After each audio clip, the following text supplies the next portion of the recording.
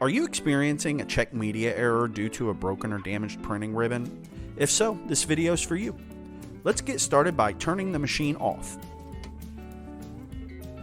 Once the machine is off, open the printer and let's separate the top roll of used material from the bottom roll of unused material. Once you've done that, let's go ahead and just remove the top roll of used material completely. And now we want to just go ahead and remove all of the excess material from that top roll. Once you've finished, you will be left with a blank roll as seen in the video.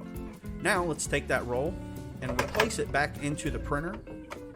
Grab a ribbon and a piece of tape, and you want to make sure that you have your ribbon just above the black piece of plastic that I'm showing you here in the video. And just go ahead and wrap that ribbon around and tape it down to that top roll. And then you want to use the white gear on the left hand side to tighten that ribbon back down. Now, let's go ahead and make sure that we have at least one or two labels sticking out of the front edge of the printer to prevent backfeeding. And now let's shut the printer, power the machine back on. And once the machine is powered back on, we can do a test print.